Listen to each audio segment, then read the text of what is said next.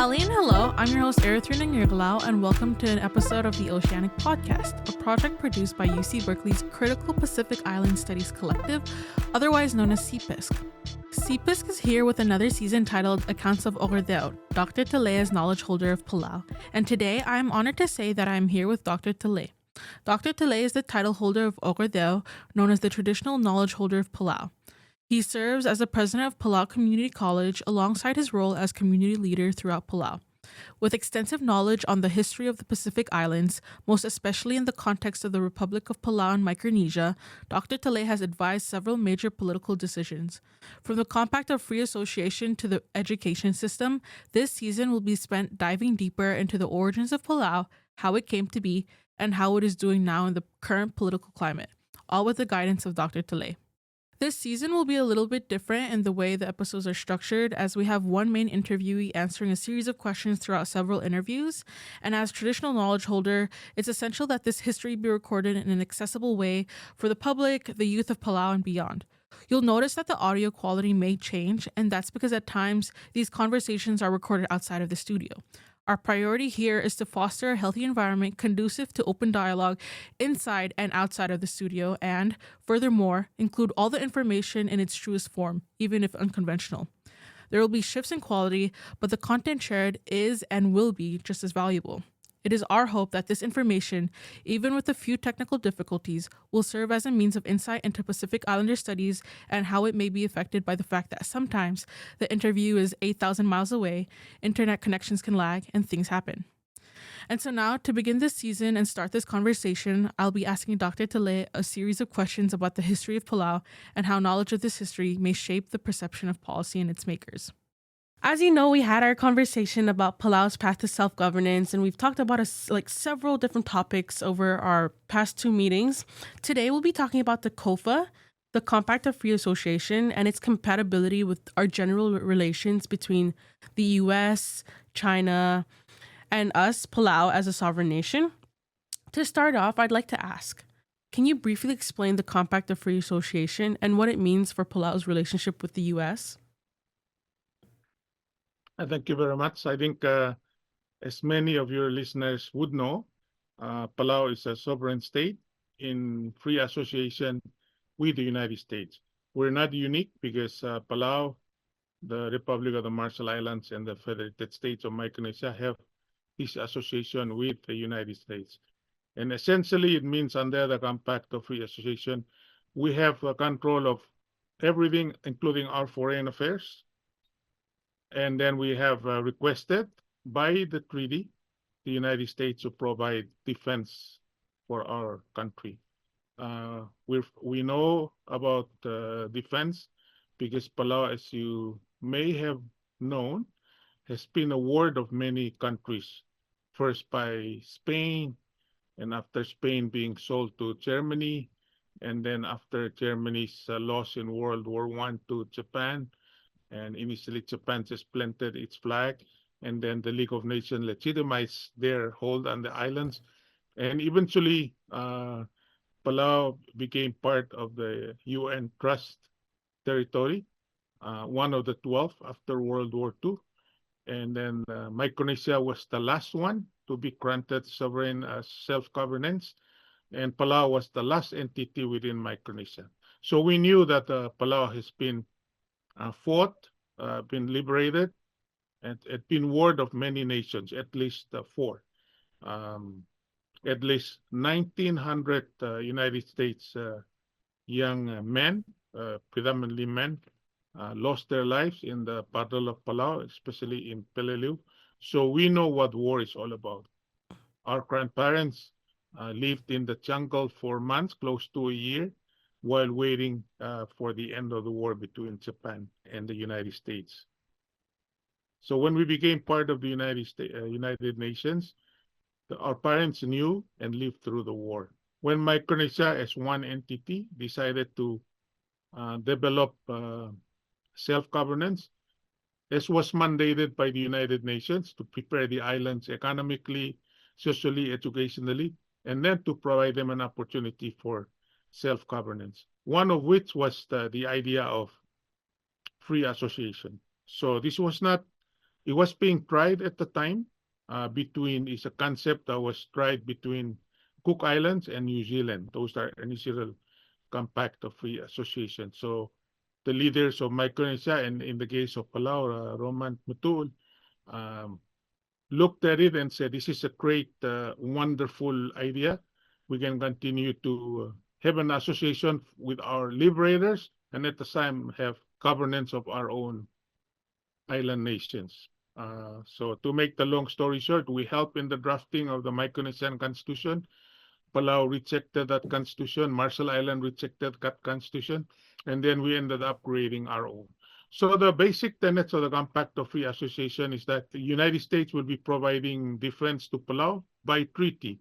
Under that initiative, the young men and women of Palau may volunteer to join the United States Armed Forces. Because under the compact, the Armed Forces of the United States is referred to as an Armed Forces of the United States and also of Palau.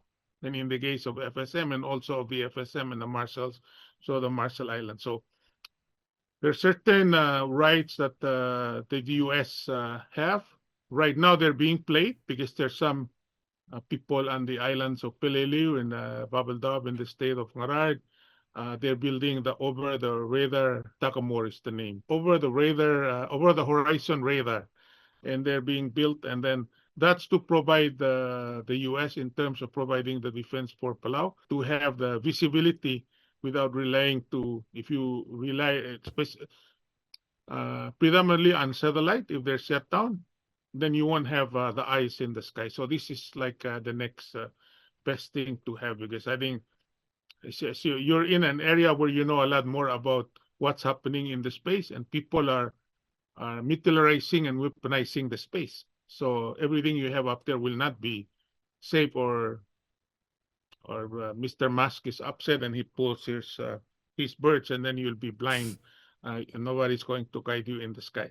So that's what's kind of happening. And in return for that, there's what they call the denial rights, which means like the foreign government, foreign forces cannot be in Palau without an expressed approval of the United States. So let's say the Chinese Navy, the People's Republic of China have a relationship with the FSM, but under the compact, the Chinese People's Liberation Navy cannot just sail into the FSM, like the Taiwanese Naval Academy vessels can sail into Palau, because we have a diplomatic relations, and Palau had to request the United States if that is permissible, and of course permissible. So that's why annually there's a graduation sail for the Taiwan Naval Academy graduates, and they sail through to Palau. And then in return for that, they provide what they call substantial sums of funds. People say it is grant, but some people call it rental for the use of the island. Whatever you may call it, the U.S. provide support. And in the eyes of many traditionalists in Palau, those funding were required under the development of these islands economically, politically, socially, as required by the United Nations. That's how I view it, and that's how I approach it as a member of Palau negotiating with the United States. So we have our own sovereign government with support and a defense provided by the United States. Thank you for that. So to follow up with this, I know you mentioned sovereignty. We've been sovereign fairly recently. We got independence in 1994, and up until now, how do you think we've managed to maintain our sovereignty despite claims that the United States may be doing too much, or maybe or maybe too invasive? Well, there's there are certain group of Palauan young men and women led by Palauan elders who themselves had not had an opportunity to be in the leadership roles because the people of Palau have not placed their trust in them.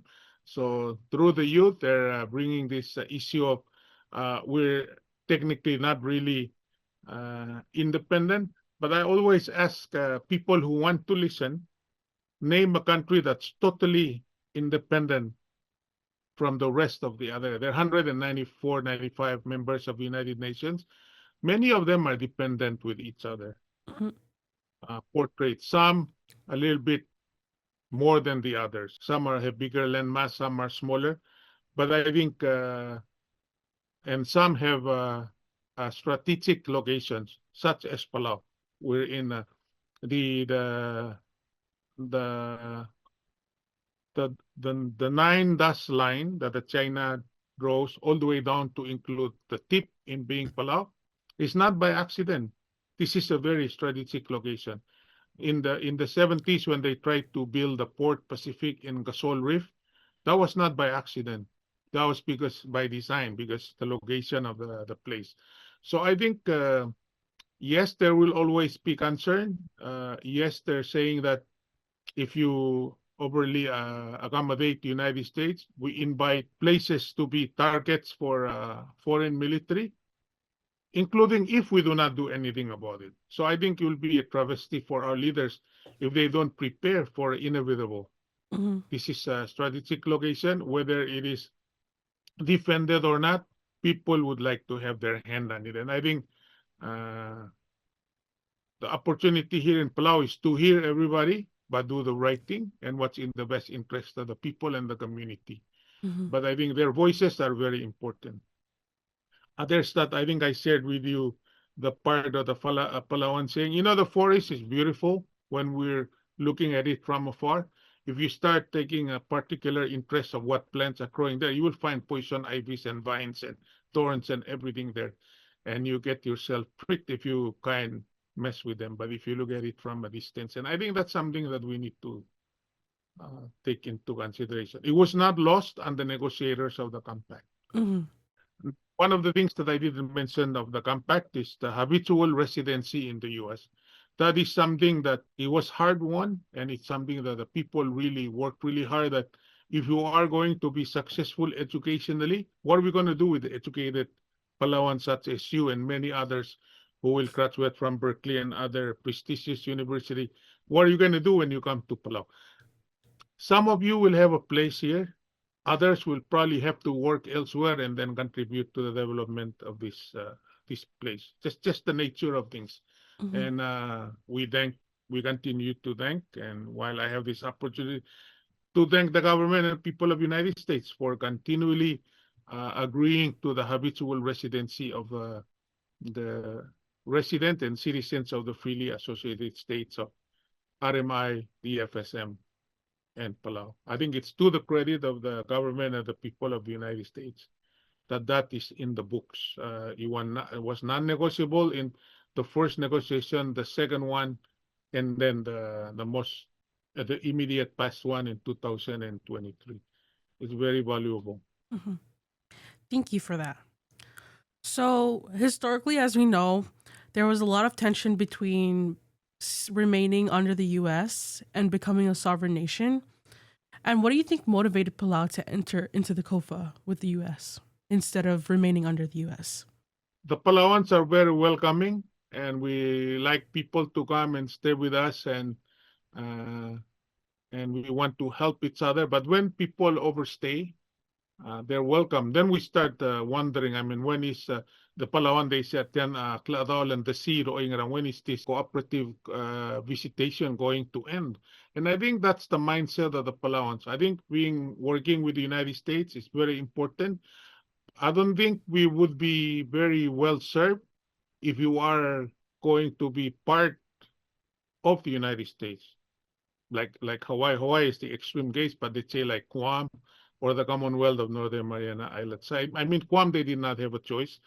They're spoils of war. They don't want me to call them that, but that's what it is. That's what history tells us. And then the Northern Marianas became a U.S. Commonwealth by choice. They voted to separate from Micronesia, and they voted overwhelmingly. Over 85% of people voted to be a U.S. Commonwealth.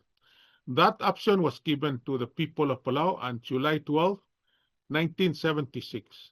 Would you want to be as is, trust territory? Would you want to be separate, totally independent, back to wearing thu and skirt independent? Or you want to be independent and free association with the U.S.? Would you want to be U.S. Commonwealth? There were four options, and the people of Palau overwhelmingly chose to be independent in free association with the United States. I think that's it's very important. I'm glad you focused on that distinction, because I think many elders will be very happy to hear that you understand that distinction. We want it to be on our own, but if we wanted to make sure that if there's a bully that comes outside the house, then somebody's gonna come and pick outside the door. Hey, don't mess with these people because we're with them. But then when they come and close the door behind us, they don't tell us what to do inside. I think I try to use that to kind of simplify, but that's kind of what it is. Of course, that brings us to many people who have a very sharp pen, and then they take it to the social media and they say, oh, if they're so independent, why are they voting 99% with the United States? Well, I think it remains to be seen, and I'm a firm believer that if I was in that position and if Ilana was going to ask, she shouldn't, but if she's going to ask the leadership of Palau, I think the vote will be very clear. I think to have voted in abstention would not show our true character as a nation. Because no matter, even if 180 countries in the world says, hold the paper and call it black when it is white, I want to be one of those 10 who will go there and say, no, you might have the number, but the color of that paper is white. Palau has chosen to take that path. I think I don't make any apologies about it, regardless of his president of Palau. I'm very happy because one of these writers, I forgot their names, but usual suspect, but similar, same paper all over the place. They always write, but look at the FSM. They abstain. Well, recently they did not. Did they abstain? It's very clear that they were pressured.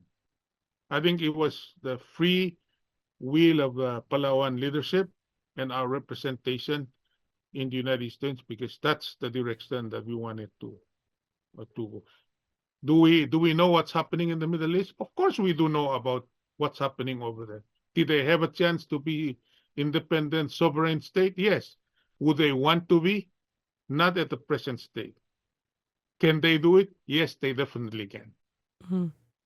If they decide tomorrow to be independent state, they have all the means and the whole world will come and help them. But I leave that to those who are in charge to be discussing. I think we're talking about just the small role that Palau is. We're 185th member of the United Nations. Before we joined, there were 184 members. I think after 186, maybe East Timor, Timor-Leste, and maybe Slovakia or Slovenia. But at least I tell the kids here, you have to know, when did you become a member of the United Nations? I said, tell them you were 185th member. They were 184 when you knocked on the door and they opened it.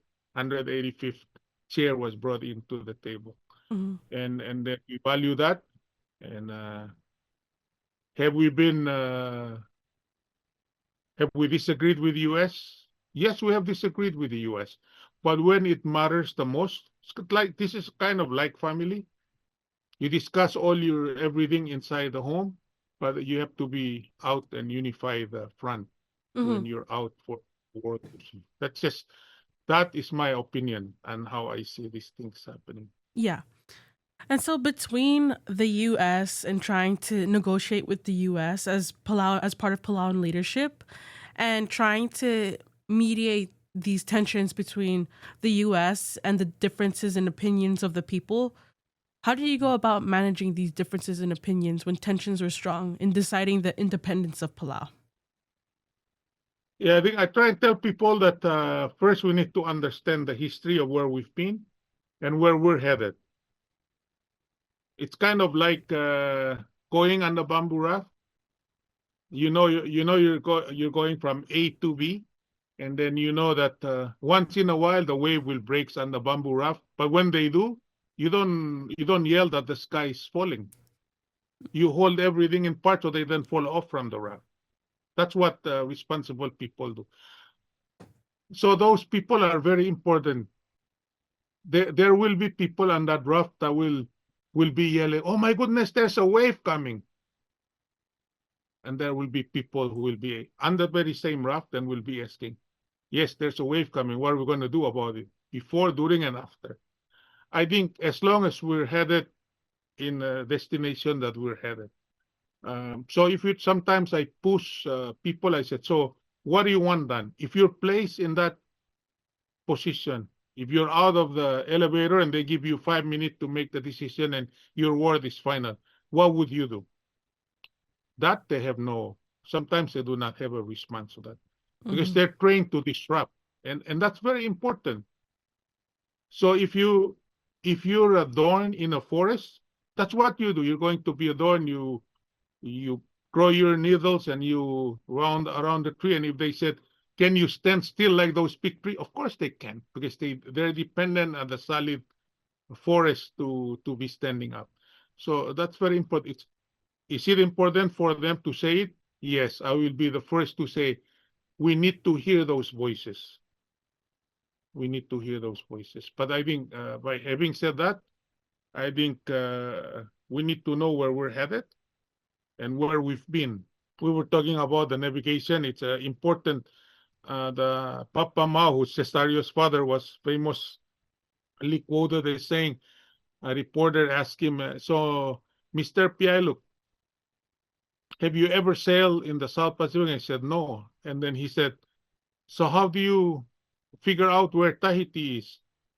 Would you get lost? And he said, no, Tahiti will always be there. He says, always been there since the beginning of time. The people are the ones who are getting lost, the navigators. But he will find it. I think that's the same thing with, as long as you know where you're headed and your destination, we will not be shaken. But it's very important to hear what others have to say about the journey.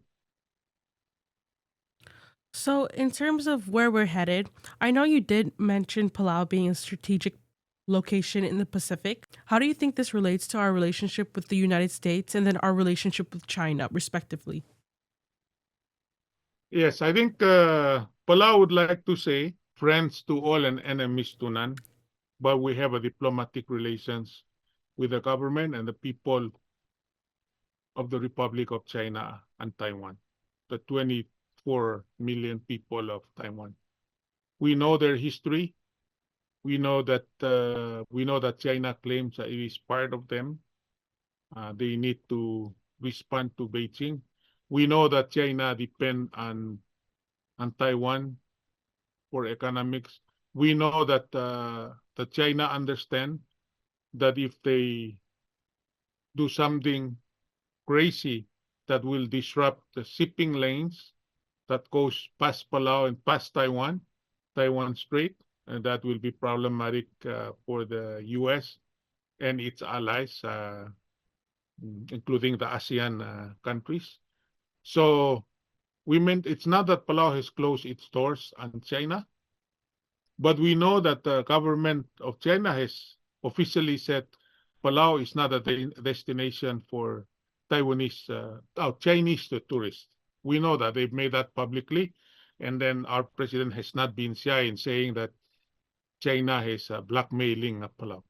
So we're going around the back door. If they cannot come directly from Beijing, they will visit Palau from Macau, from Hong Kong, from Thailand, from any other countries. And tomorrow, I won't be surprised if the inaugural flight from Tokyo to Palau, there's inaugural United flight, long awaited, and we're all focused on the airport when that plane lands. I'm sure there will be Chinese. They will go from China to Japan, to Tokyo, and then down to Palau. China is part of the region. China will be here. It is a big country, but it is also a developing. It is both metropolis, but it's also a developing country. I think Palau has something to offer for the Chinese tourists, and we're open for them. If they choose not to, having an organized tour, Palau is reaching out through the back door to invite those, they call them the FIT, free and independent travelers, as they call them, to come and visit Palau. Because there's no other Palau for them. If this wonderful place that we need to visit, they'll find a way to. Yes, there are issues. I'm really hopeful that in the next few hours or tomorrow, when President Trump and President Xi Jinping meet in Seoul, some good thing may come out of that. I'm still trying to, in the next few hours, I will find out what was happening between the new Prime Minister of Japan, a woman at that, the first ever woman Prime Minister of Japan. but she's not a pushover. I mean, I think they will probably have a good conversation. There will be tariff numbers that will be thrown on top under the papers and everything else. But at the end of the day, I think Palau will be here. We have FSM right next to us, so there's a Chinese fisher boat that comes past Palau waters through FSM, which is Yap all the way. But those are innocent passage, and they're guaranteed that passage under the Constitution of Palau. So, yeah,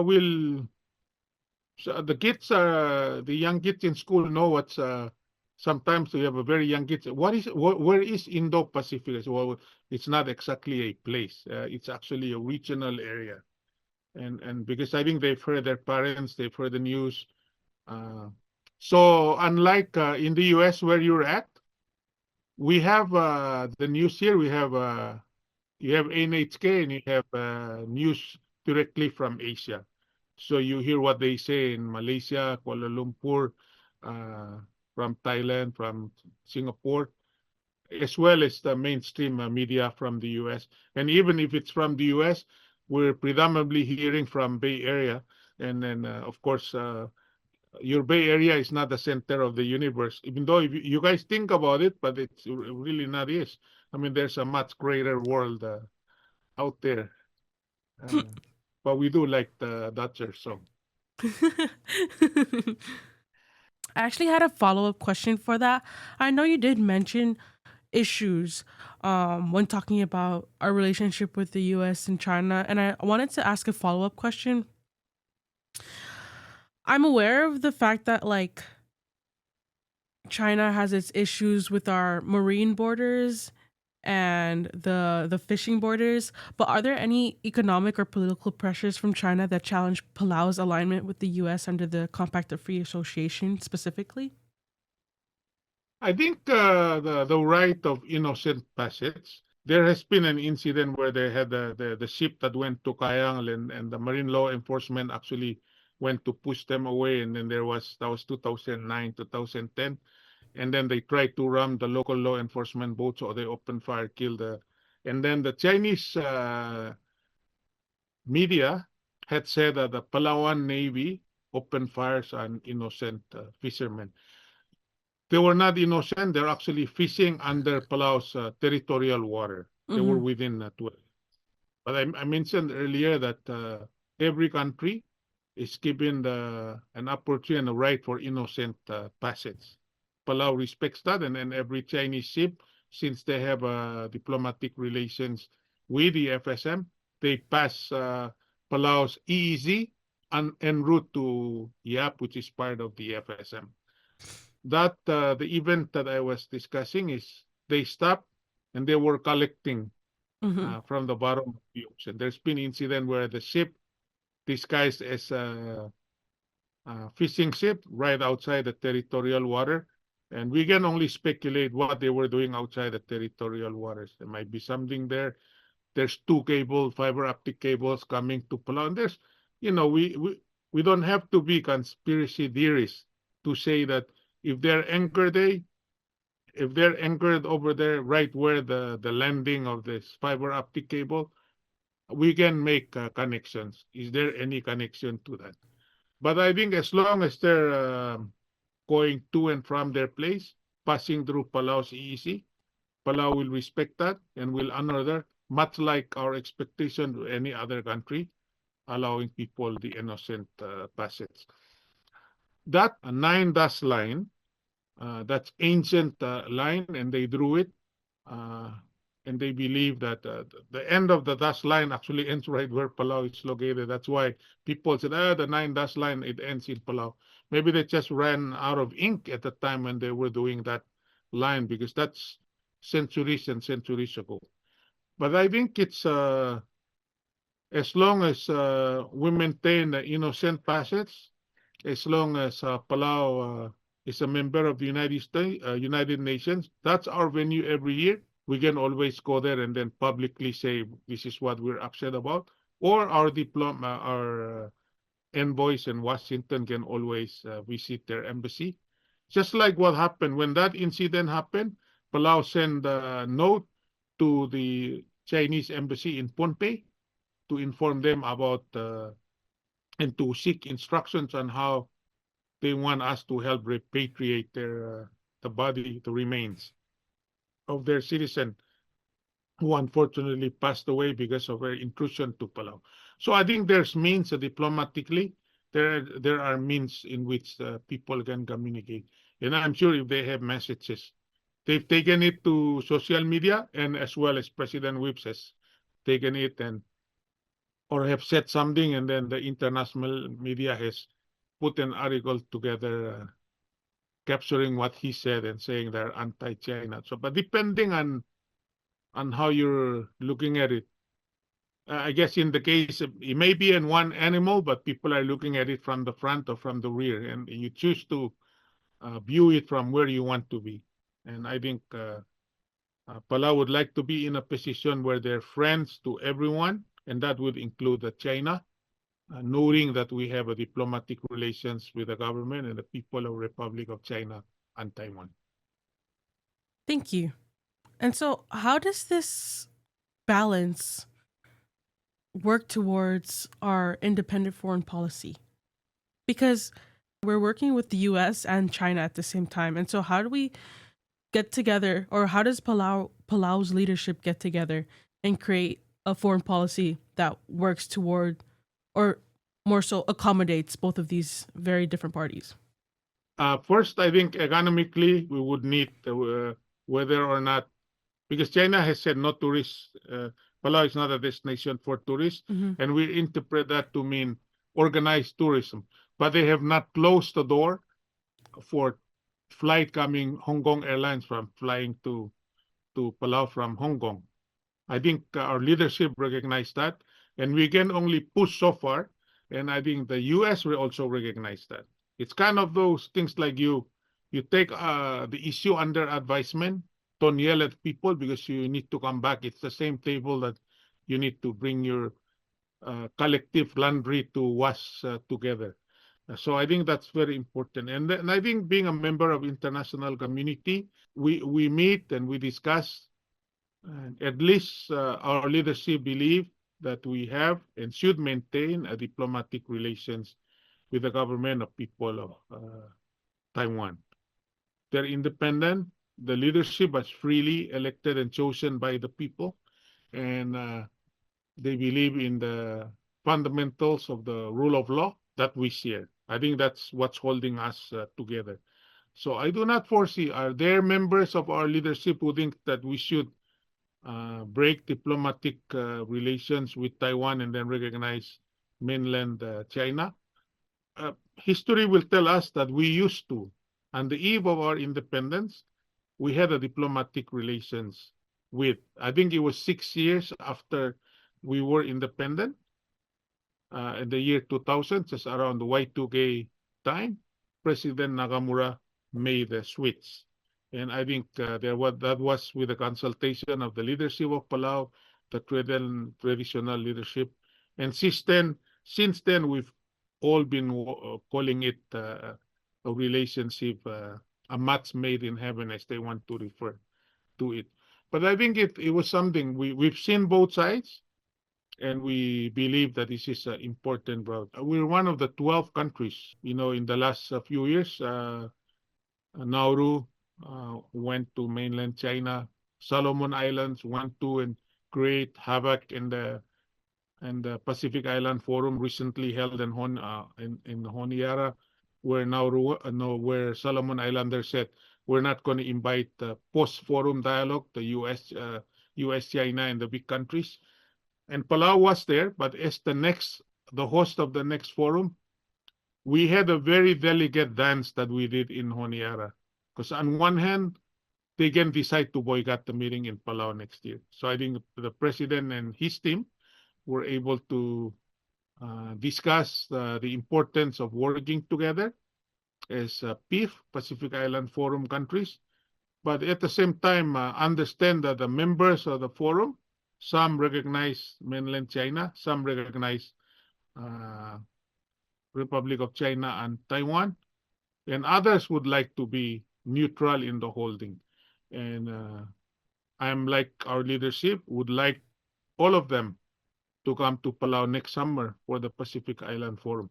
I think it's important that this, I wouldn't call it the black, but the Pacific Island Forum together, 16 of them, is a very powerful force when they're together. Same thing with ASEAN, the Association of Southeast Asian Nations. It is very strong when they're together. When they were together, they brought President Trump to Kuala Lumpur yesterday. That's the strength of unity and having those people coming over there. They can bring the leaders to them. I think the same is true. So Palau is both part, Palau is in itself, but it's also part of the Micronesia Island Forum. Mm. So there's Pacific Island Forum, and there's a subset of that organization that includes the independent Micronesia, uh, Kiribati, Nauru, Marshall Island, FSM, and Palau. But then we also include the Commonwealth of Northern Mariana Islands and the territory of Guam in the mix. And it's important to bring them because they provide kind of the pulse of what's happening with the U.S. Okay. Thank you for that. And then with the preconceived notions that Palau, the youth, and the public may have about Palau's relations with US, China, and their independence because of social media and other tools that have been used to maybe manipulate things that are pushed out, what's one piece of, not advice, but just one piece of information you'd like to share with the public? I think it's important for us to know where we've been, where we're at, and where we're headed. I think where we've been, we've warred of many nations, from Spain all the way to the United States of America. And the last country have given us an opportunity to choose to become a sovereign state in association with them. Where we're at is a country that is independent, not without problems, growing pains of becoming a sovereign and independent state, issued with current account and finances and tourism and the like. That's where we're at right now.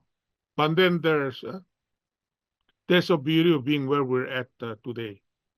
We can chart the destination, and if we don't like where we're headed, we have 4 years to make that decision. And collectively, we can change that direction. That's where we're at today. In the past, where we've been, we had no choice. It took war in foreign lands to change our destination. Our administering authority changed because of the wars they fought in other soils. It was Spain did not fight over here. They fought their wars over there. I want to share something that I shared with my student in the Constitution last night.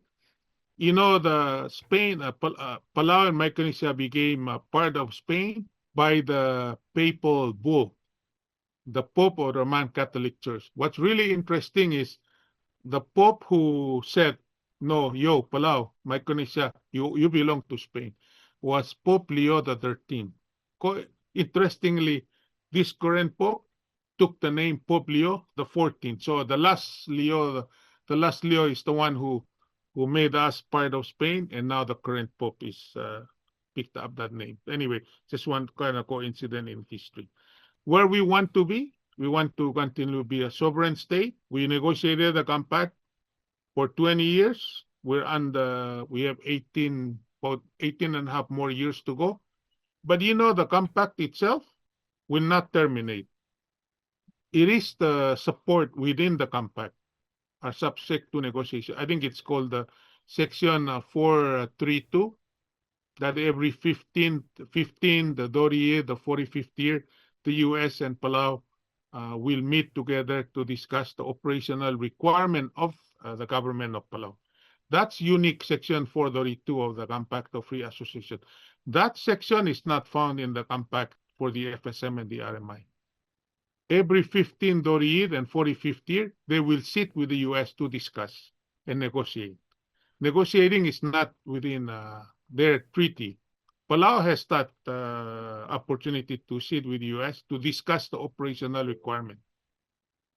If we're too much, and they'll tell us we're too much, and that's why when Palau met with the US, we have insisted that there will be no body like the CHEMFAC and CHEMCO.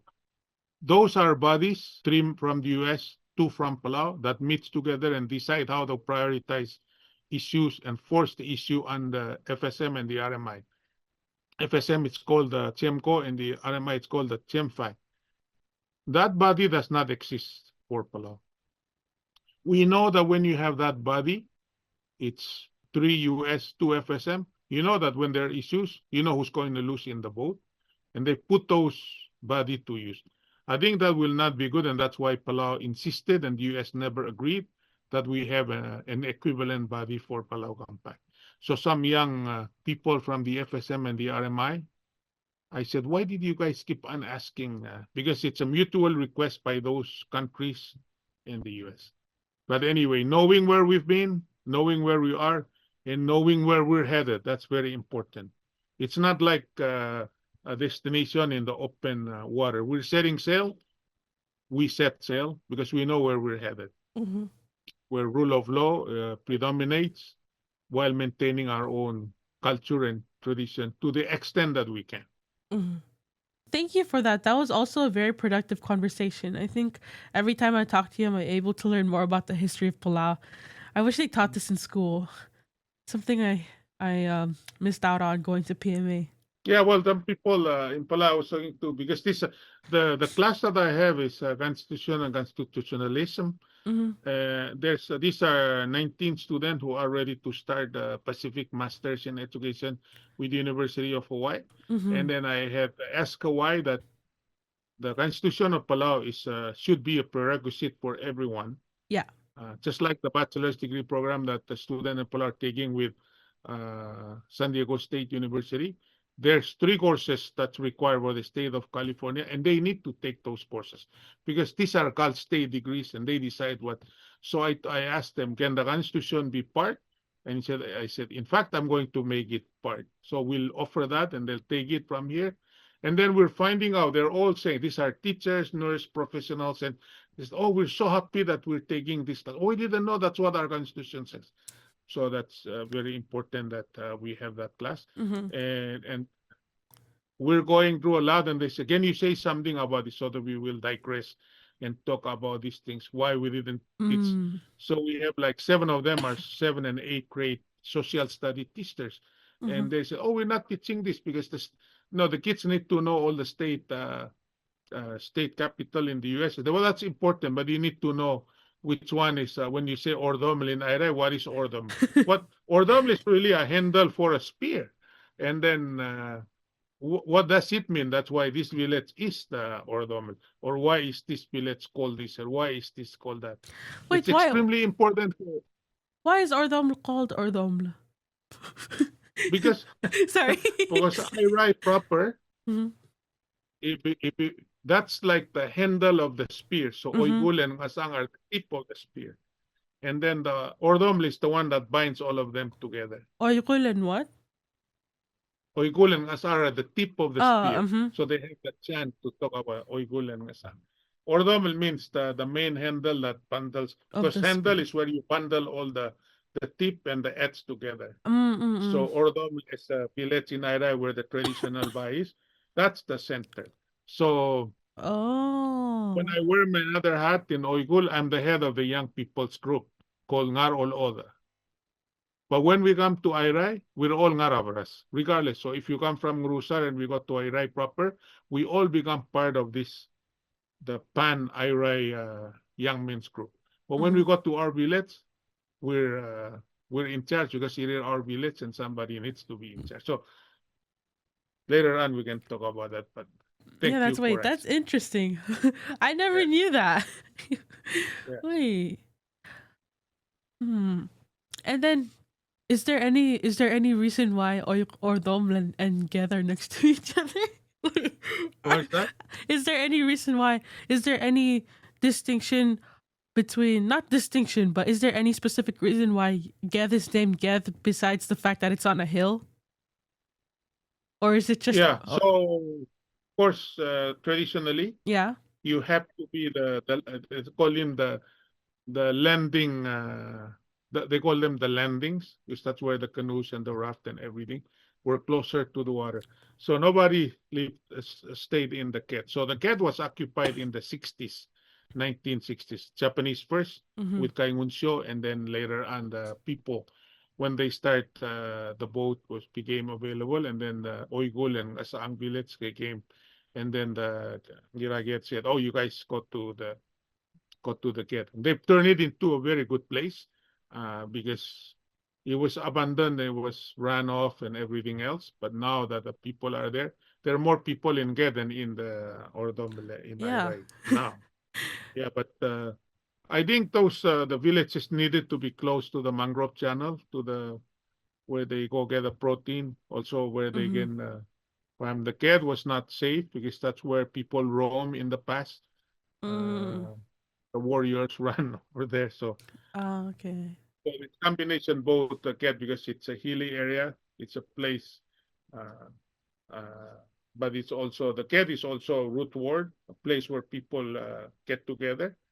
Yeah, but it's not so much because it's a clay, is no plan only pandanus place. So.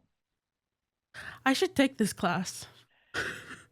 No, the Constitution is a nice class. We're trying to put it online because we want to do it for the Guam folks. Yeah, I I think did a short version of it, like 5 hours, yeah. and it wasn't enough.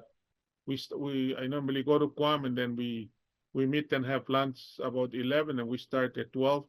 And the last class we finished at 5:30. We could have gone beyond 5:30, but the people of Chuk have already rented one of the Palauan by, and they have a birthday party, and their band is ready. And they said, "Can you guys conclude?" Because we're at the Palauan Cultural Center, and they Mm. rented an Asahi by, Yeah. and they're going to have an event. And because they don't have a community center Yeah, in yeah. Guam. Palau has three. Yeah. So we're making money out of our friends from the FSM and the Marshall Island because they rent from us to do their Mm. churches, to do their birthdays, weddings, graduation celebrations, and everything else. Mhm. And that just speaks volume of the people of Palau. Mhm. When we go to a place, we don't want to colonize the place. We want to be there and be the best there is. Some young people, I was in the CNMI in the early 90s, and Choten Enterprise found out that this guy was related to me, and he was going to be the employee of the quarter. So I walked there to the Choten, the largest company in CNMI, and I asked the CEO, I said, "That young man is the employee of the quarter." And I was laughing, and he said, "What are you smiling about?" I said, because in IRI, this guy, he was like, you mentioned his name, and people said, "Thank we should have punished him." This guy is an employee of the court because we really shine when we leave home. Mhm. We want to, the best, be the best there Yes. is. So I think there's always that story of when you're away, you're nalagel uled, so the child of the back, Mhm. as opposed to nalagel madat, because Palauan said, "Bamungil, being the nice child of the back. When people's back are against you, be as good as when they're looking at you." Mhm. That's kind of Palauans just want to be like that. So now we'll be transitioning into a discussion about education and how it informs policy, in addition to how education affects the public's perception of the government. Just a heads up, the rest of this conversation will be recorded via Zoom, and so if you notice the change in audio, please don't mind. With the instability of the status of being a U.S. trust territory, what would you say kickstarted the beginning of our journey towards being independent? We were initially independent first, Mm-hmm. and then because of events in Europe, not of our own making, there was a dispute between Spain and Germany on who is to own Palau and this rest of the islands. So the decision was made, hey, let's have the Pope make the decision. So the Pope, interestingly, was Leo the 13th at the time. So the new Pope for the Catholic Church, it's Leo the 14th. So it was the last Pope with the same name, and he gave as a result of papal bull, if you're familiar with the Catholic Church, that gave the Palau and the rest of Micronesia to Spain. Then, of course, Spain, as you know, got tangled in a war that was to be known as History Spanish-American War. Of course, they lost. So prior to the U.S. acquired Guam, American Samoa, Puerto Rico, and Philippines and the like, Spain sold the Palau and the rest of Micronesia to Germany for $4.5 million. That's the amount of value back then. They sold it, and then Germany, of course, came in, and then they were interested in the development of agriculture and the like. And then immediately after that, of course, Germany got entangled with the First World War. They were not the winners, as you all know. And then Japan marched in, just sailed into Palau. And I think it's August 10 or around in 1914, they planted a Japanese flag without firing a shot. And then the Germans were, okay. They left, and then the Japanese took over. The Japanese were always not happy with the Versailles conference that created the League of Nations, but they came and actually occupied Palau and the rest of Micronesia, except Guam, and then wanted to annex the place. Theirs would be legitimized by an act of the League of Nations, the predecessor of the United Nations. Of course, they started being civilian, establishing economic sphere, building schools, which, by the way, were segregated. And regardless of what you read in history, that the schools were not segregated, they were. The schools for the kids were called Tominkako, which was like native schools, and then Shokako for the Japanese children. It had nothing to do with ability. It had everything to do with their race. But it was their administration that was their time. Of course, as you all know, we just celebrated the 81st year since the U.S. Marines landed in Palau and the liberation of Palau, September 15, 1944.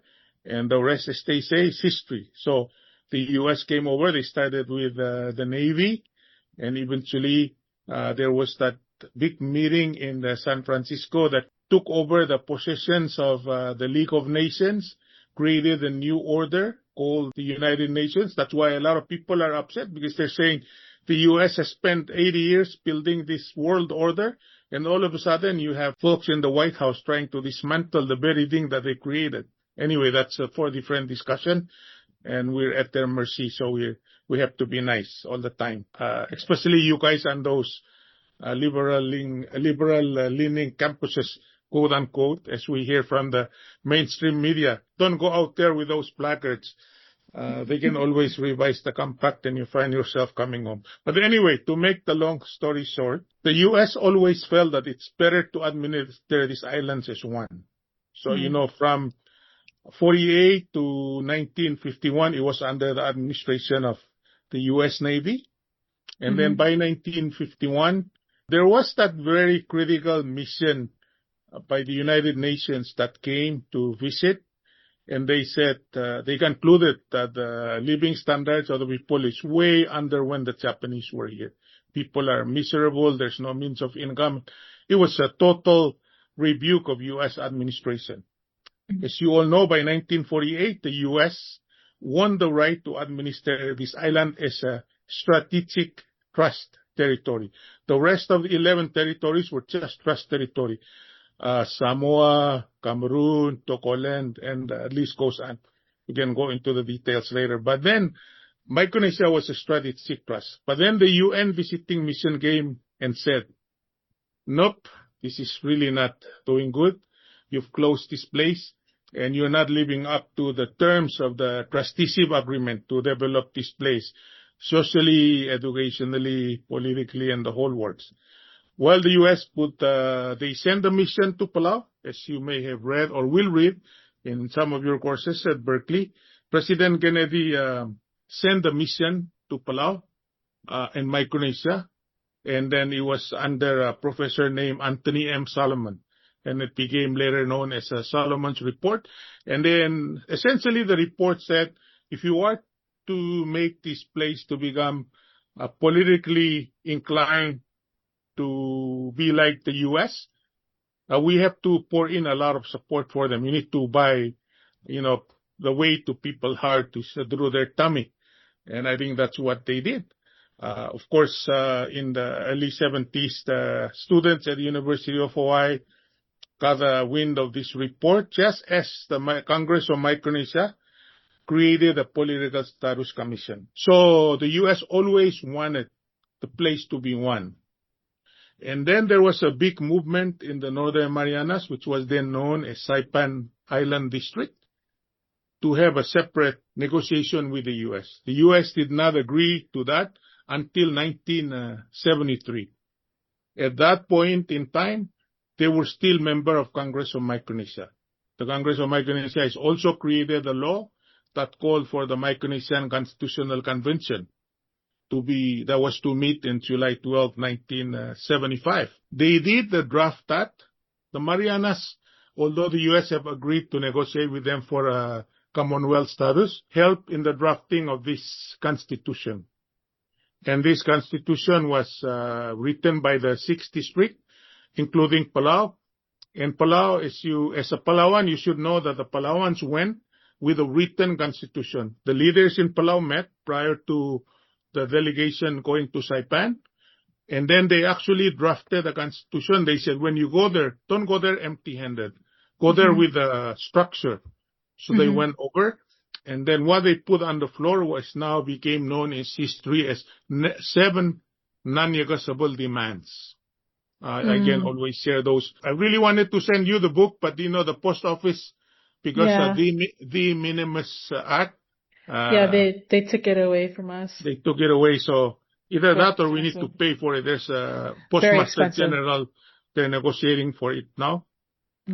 What happened was they drafted the constitution, and then the Palauans, only 3 of those demands were approved.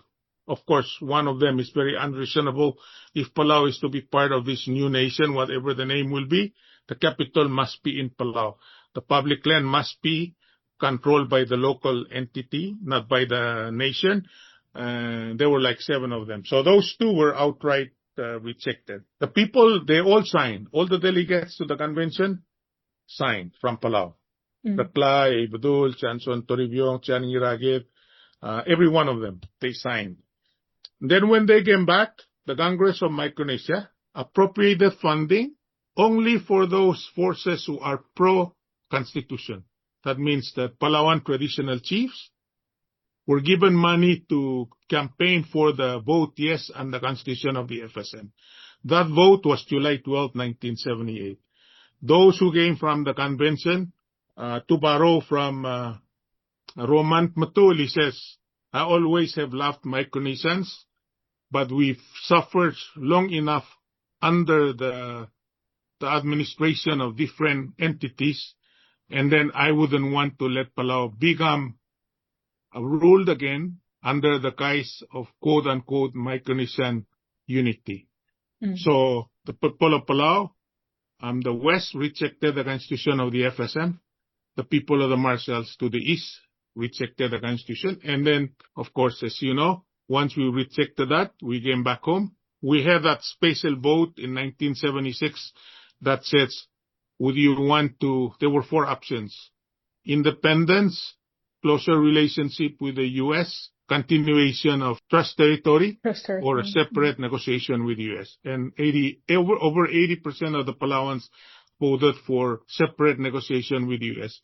And that became very clear, and they used that and said the people have spoken while they're preparing for the voting of the FSM Constitution. So it was rejected.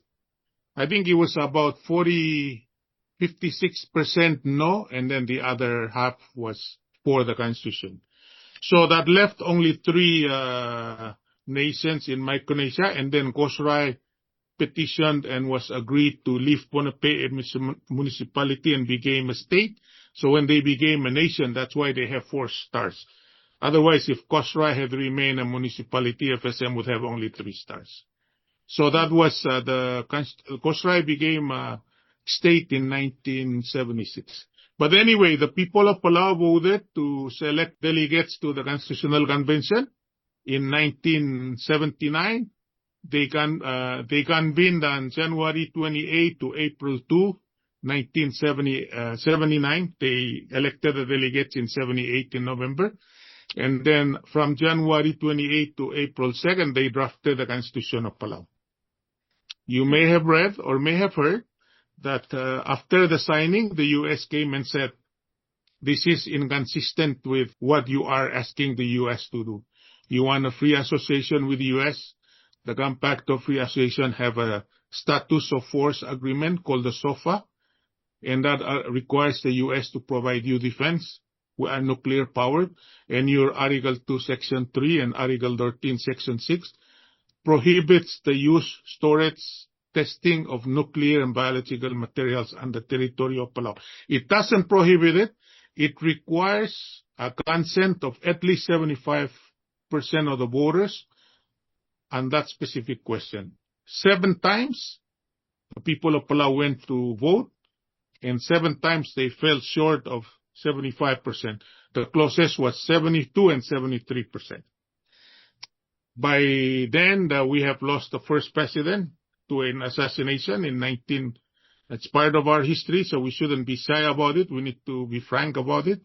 On June 30, 1985, we would have another special election, and President Alii, who was then the ambassador of status negotiations, was elected.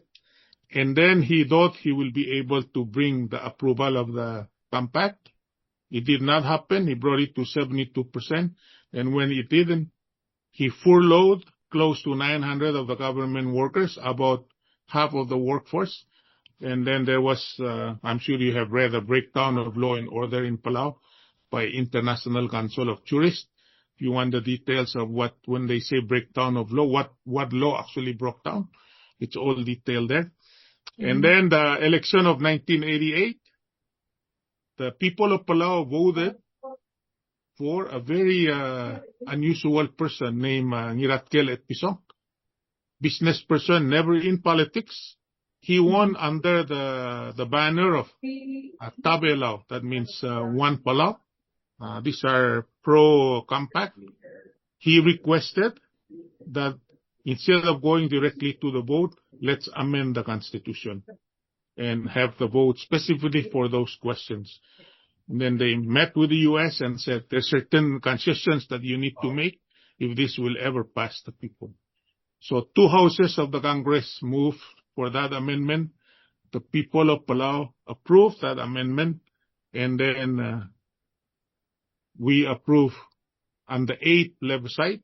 We finally approved the Compact of Free Association. By then, his vice president, President Kuniwo Nagamura, would go against the president and won the election. But people still believe that the person responsible for the approval of the compact would be President Etpisong. He was an elderly gentleman, schooled in the Japanese era, no-nonsense person. He popularized the term Tiada Prairie. Let's do it together.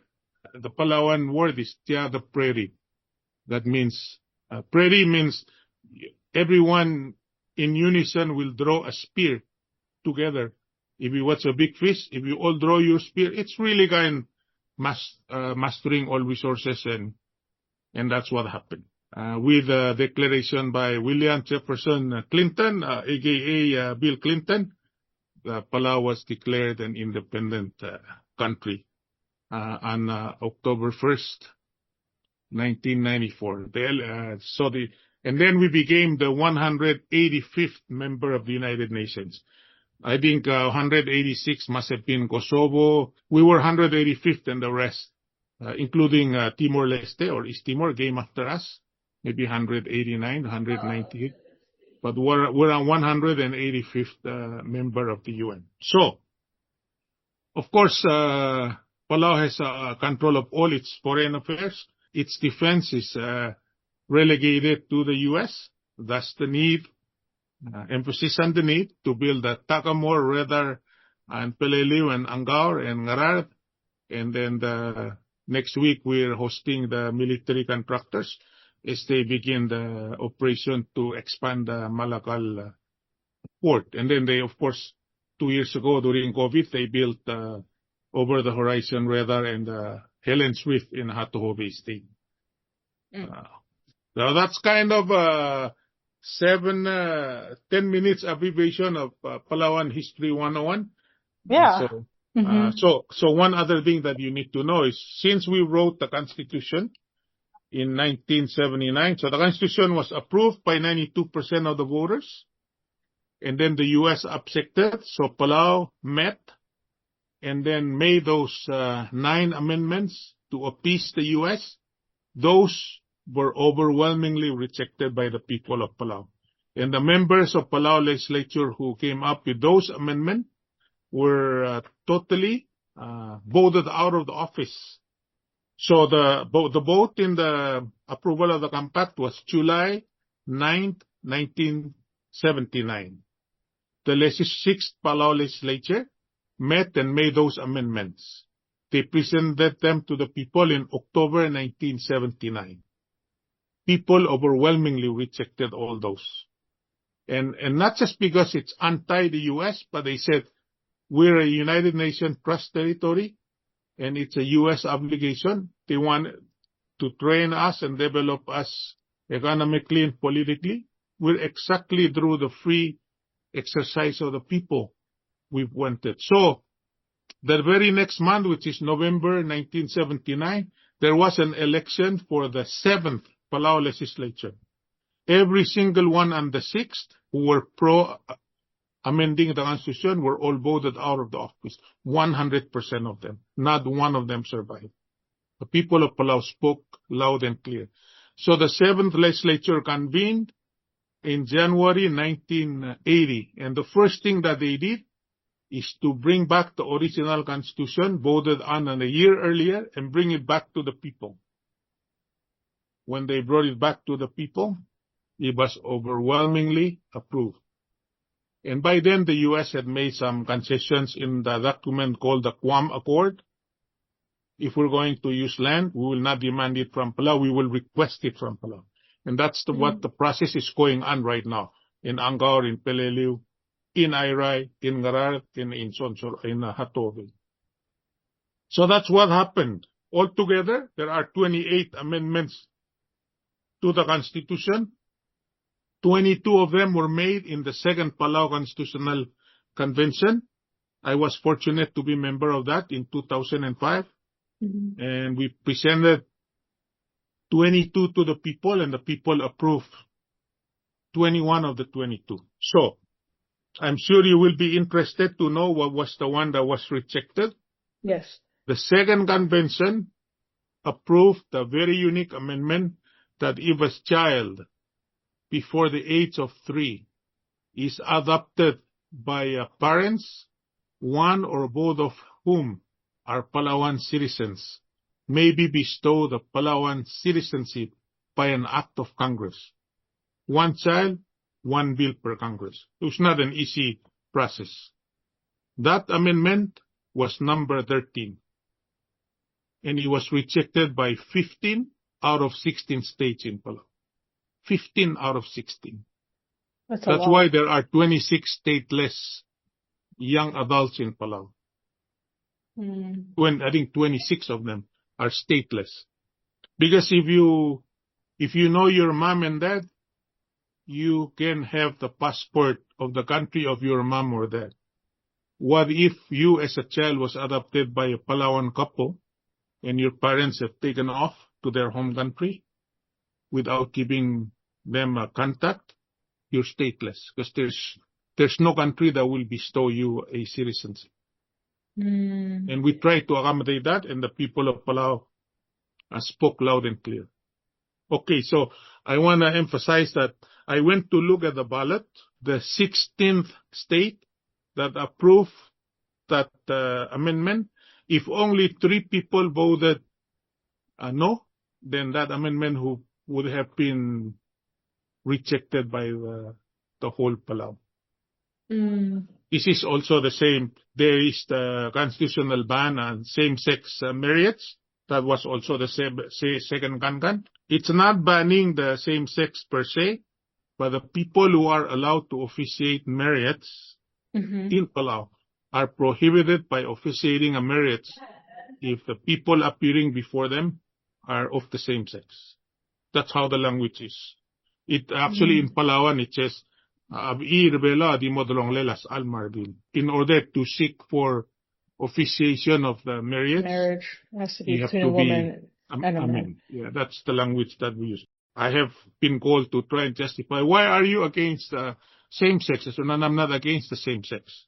Based of Judeo-Christian tradition, it's also based on Palauan culture. Culture.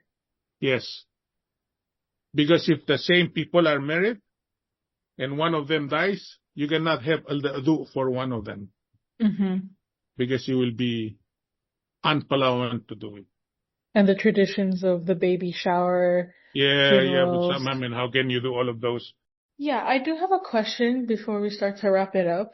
With the one amendment that was rejected, that being of citizenship to foreigners who are adopted by Palauan citizens. Before the age of 3. Yes, before the age of 3.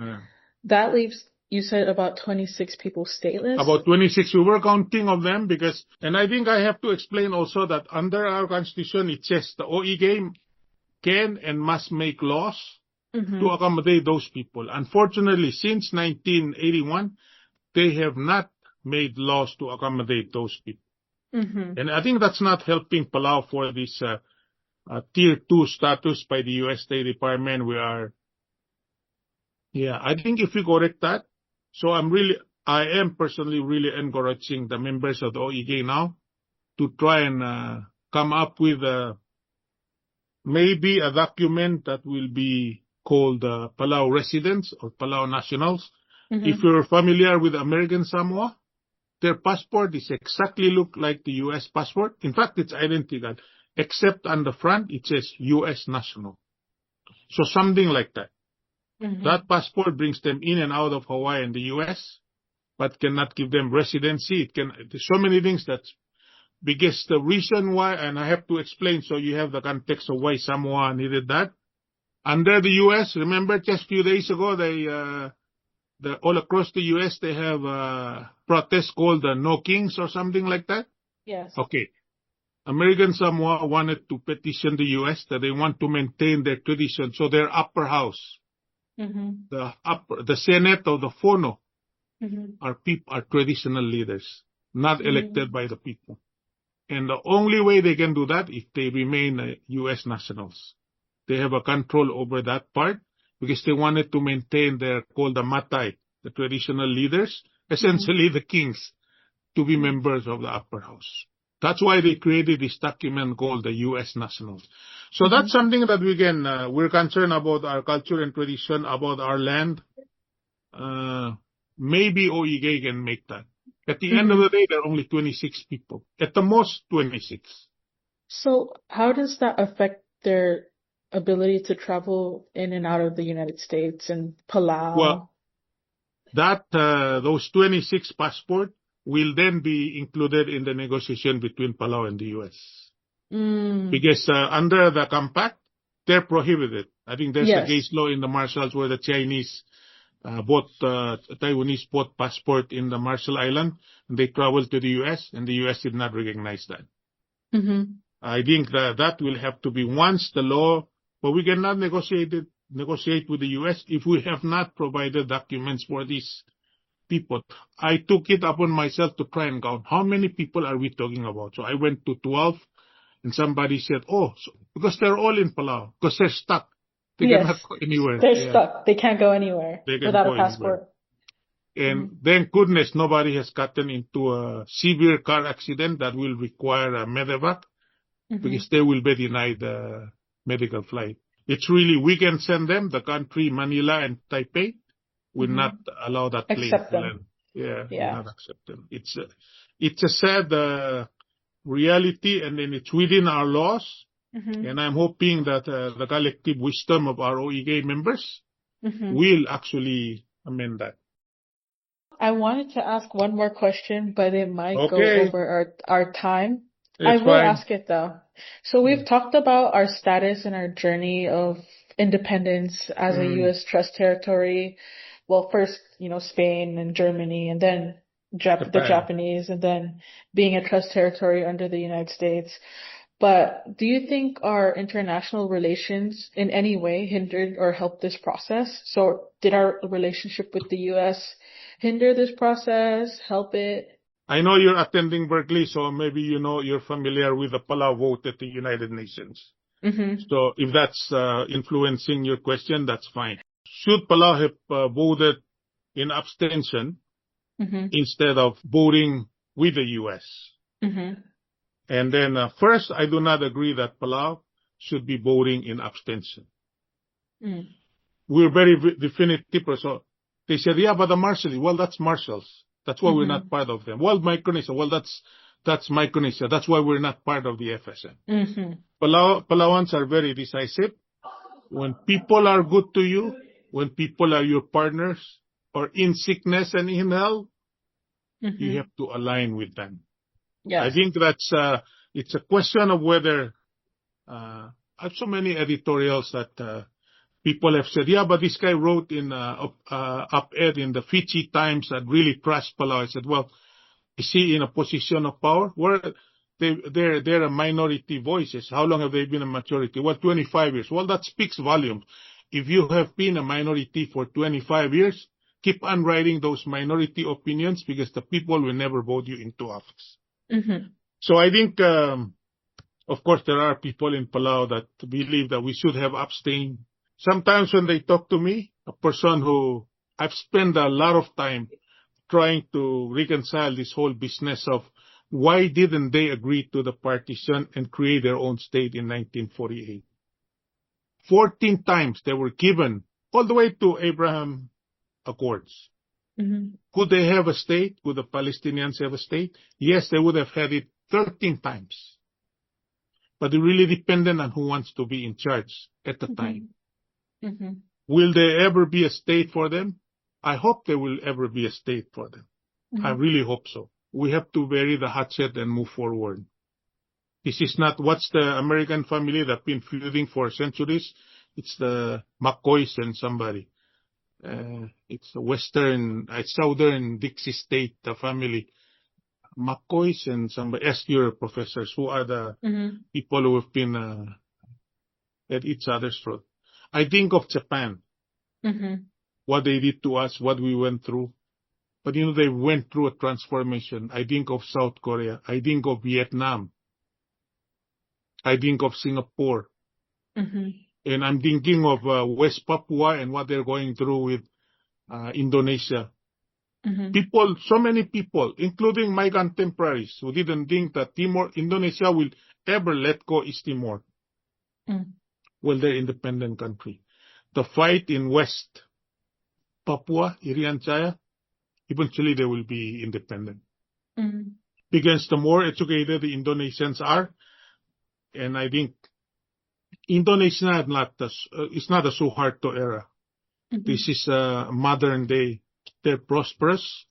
So I think the same thing will be said about Palau. So the most recent issue in Palau is the asylum seekers. So half of people of the leaders in Palau have said the people have spoken and they don't want to bring these convicted people to Palau. Well, first of all, they're not convicted. And second, this is not the first time. Yeah. Are you familiar with the Uyghurs? The Uyghurs were determined by the U.S. Supreme Court as non-enemy combatants. The Uyghurs are the people from the Xinjiang province in China. They were in Guantanamo Bay. The U.S. Supreme Court have ruled that they're non-enemy combatants. They're no danger to the United States. But Obama was president and the Congress was just won by the Republicans, and the Congress wouldn't allow them on American soil.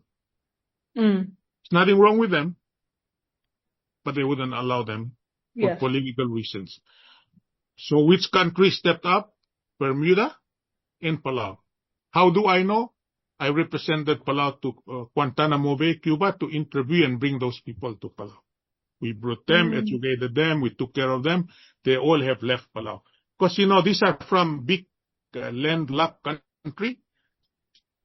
The first time they arrived in Palau, we met 12, interviewed 9, and 6 of them came. eventually their families. They couldn't believe you can wake up and look on one side, there's ocean, and look at one side, there's ocean. These are people who never saw body of water in their lives.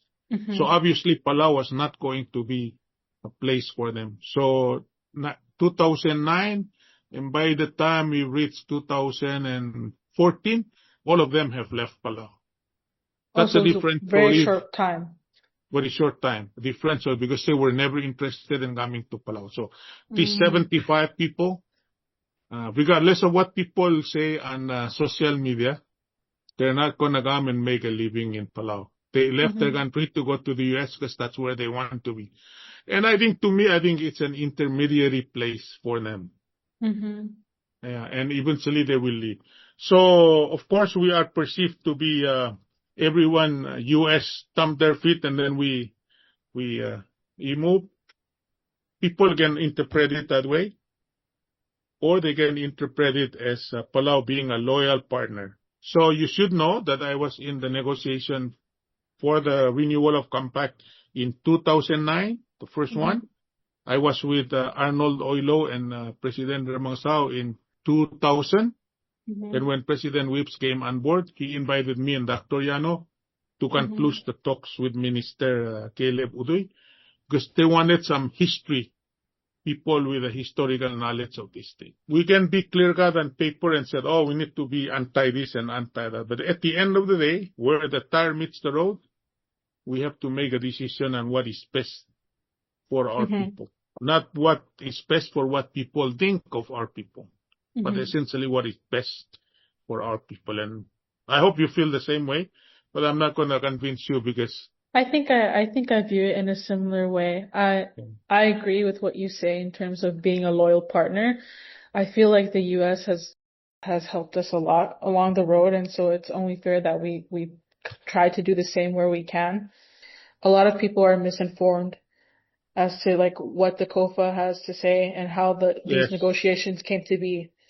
But like the reality of it is like we agreed to these certain terms. There are certain things on paper, and once you agree to those things, you have to like let it be. But thank you very much, because that's, to me, that's the people who negotiated the compact. That's exactly what we had in mind. No, exactly. Would they have just come in and do what they're going to do? Yes, they could have done it. Exactly. The fact that they are asking, the fact that they are following the environmental impact assessment standards, as if this thing they're building in Peleliu was being built in Arkansas or somewhere. Same level of scrutiny. I think there is, so I'm really glad at least people have to put some critic hats and say, what is it that, do they really have to ask us? Exactly. That's the reality of it. They're a nuclear power. And so for them to have that much power and still come and ask us, it still establishes that level of respect. I think people become too confident in their opinions when they're misinformed or they lack information. Maybe they're not misinformed, but they're not aware of all the information that comes into account. Or maybe they're ill-informed. Exactly. Because it's very important to think about the fact that like Palau had to go through all of these things in the first place to come up with a constitution that worked with the US and aligned with the Palauans as well. Like we took into account what people had to say, and then we brought it to the US and made sure to negotiate. So it's not like we didn't compromise. Because I think what's lacking and what brings people to these conclusions about like our relationship with the US versus our relationship with China is just an overall lack of information and a lack of education on the topics itself. Our government and the people who vote would probably be way more informed with education of history, of Palauan history, especially Palauan government history, because like nowadays, of course, we do what's more economically viable with US history. We do US history because it gets us into the US schools, but I think it's also important to do Palauan history. But that's my personal opinion. Yes. And it's important to hold those, and I'm glad you're at that university. And by the way, my wife went to Berkeley, so I was telling her that I'm interviewing somebody from Berkeley. So where is he from? So from Palau. Oh, goodies. Because my two daughters, Else and Dileao, I had sent them to Berkeley just to, to walk through the campus and see whether the place that they would study. Mm-hmm. Of course, they came back and they looked at me and shook their heads. So, Hawaii, here you come. So that's where they went. But I think their mom went there, and then we agree. And I think it's important to have the freedom of discussing all of this. Mm-hmm. But when I read social media posts from Palau, there's 17 people going back to COVID. Mm-hmm. It's come hell or high water, their position has remained the same. So it's the usual, I call them the usual suspects. So every time something comes out, I can't wait. Why isn't this person sick? Why aren't they posting? Because I already know what they're going to say. And then the first like and the second like and the third like and the fourth up to the 15th one, same people, same comment. But it's, as you will study later in Berkeley, the group think is a real thing. It is a real thing. And the people of Palau in the past used it.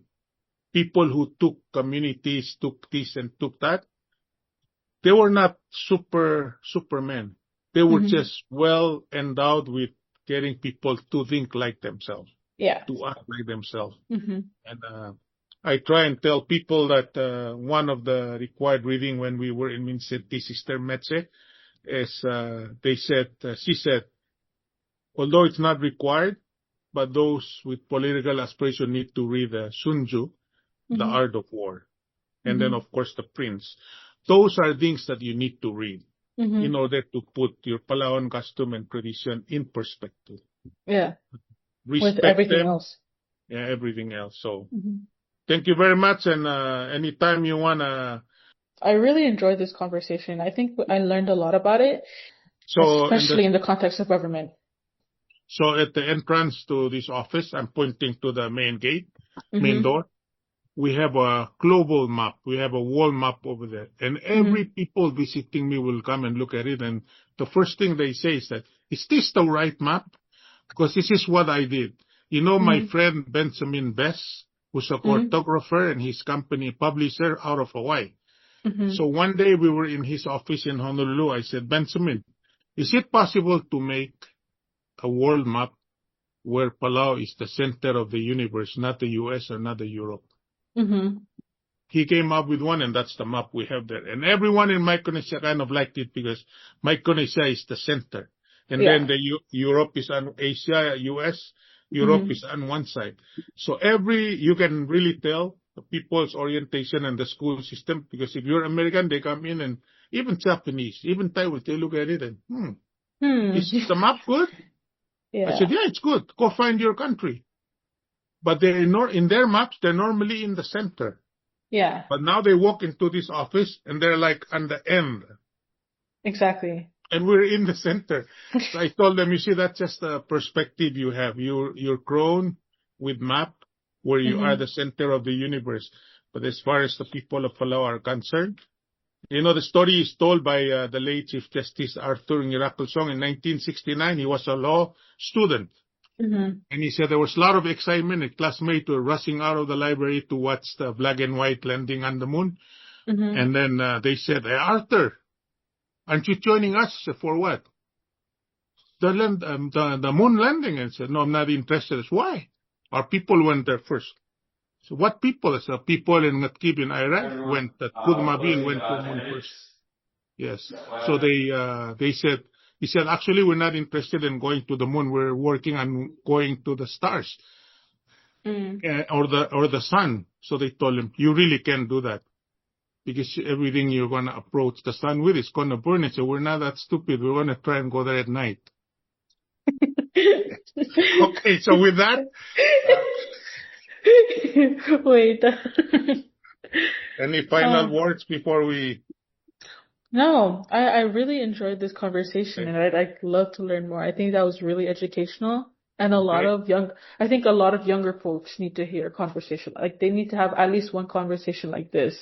Okay. I feel like you said, social media is a very dangerous tool in terms of Palauan politics because of the lack of information. I feel like it could be used for the better if there was a better, circulation of Palauan education and historical education. One of the things that's happening right now, I have people I know, either former student or classmates, or we were in the school together, and they've learned the use of generative AI to create documents and writings for them. I cannot even recognize them. We went to school together. I said, man, these guys were like, I couldn't believe. You're like, that's not you. No, that's not possible. Yeah. Are those their thought process? No. Yeah, I understand. Yeah. So it's a dangerous tool. Yes. And it's very misinforming, especially for smaller bodies like us, where they don't have enough information. Because the way it's created is just like large language models, right? And so these people are coding things with the way they think, and so they're thinking in the scope of Western discourse. So of course, when they're talking about Palau and the information that they put in regards to Palau, it just wouldn't make sense. It wouldn't capture the perspective of a Palauan, like a holistic view of what's important. So I'll just tell you, because it's a very Palauan thing. One of the things that they tell us when they admonish us, they normally tell us in Palauan, "Aaluid el tokoy al madung rar mete tamal marau mar matogod." Whatever is wrong, if it is said by the wealthy, the elite, the powerful, the rich, it will still be wrong. It will not make it right. And I think that's something, maybe there's an English equivalent, but it's a kind of a Palauan admonishment when they tell us, when you always do good, find out where the source is, and really find out if what you're looking at or is it really what it is? And then make a decision yourself.